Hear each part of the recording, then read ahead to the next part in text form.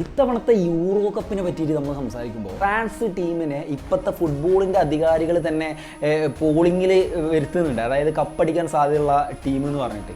So 80% France ഇത്തവണ trophy അടിക്കാനുള്ള സാധനം. അതിൻ്റെ പ്രധാന കാരണം എന്ന് പറയുന്നത് അവരുടെ ആ സ്ക്വാഡാണ്. അതായത് അവരുടെ ഡിഫൻസ് ലൈനിങ് ആണ്ട് തുടരുകയാണ്. അവിടുന്ന് ബെഞ്ചമിൻ പവാർഡ് മുതൽ ഉപമക്കാനോ മുതൽ അങ്ങോട്ട് തുടങ്ങുകയാണ്.